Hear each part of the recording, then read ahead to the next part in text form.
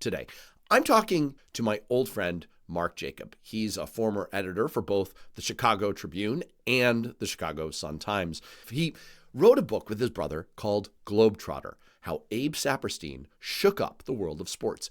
It's a remarkable story about how a 5'3" Jewish immigrant became one of the most important figures in American sports history about 100 years ago.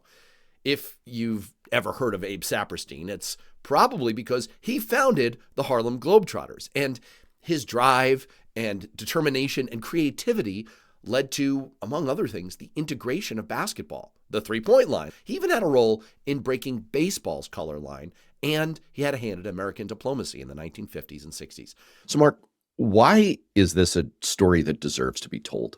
It's a interesting story. For one, it's about a scrappy basketball team touring the Midwest in the Depression in a Model T Ford, a 5'3" Jewish guy driving the car, and 5 black basketball players riding, and they're going into all white towns in the Midwest and trying to make friends and make money.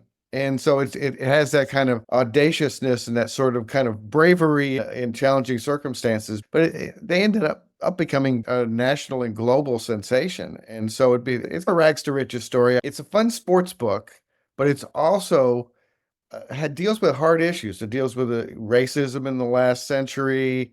It deals with America's posture during the Cold War and the fact that the State Department was encouraging the Globetrotters to go around the world to spread Americanism. He was really as responsible as anyone for the three-point shot. I think that's when you look at Caitlin Clark and you look at Steph Curry and you look at, there's a report the other day that almost half of the shots being taken in the NBA are three-point shots these days. Until 1938, after every made basket, they went to the center court and had a jump ball. Other side didn't take the ball out. That's not how it worked.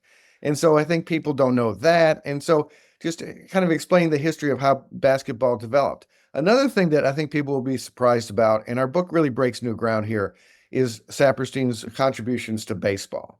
I think people think of him as the founder of the Harlem Globetrotters, but he was really partly responsible for supporting Negro Leagues baseball when it was struggling. He was a big promoter who set up their games, and he also was a big promoter of Satchel Paige, the great Negro Leagues pitcher, who at the end of his career made it into the major leagues after the color barrier fell. But Satchel Paige was 42 years old by that time. But the only reason he got into the major leagues was Abe Saperstein. Saperstein convinced Bill Veeck, owner of the Cleveland Indians, to give him a tryout.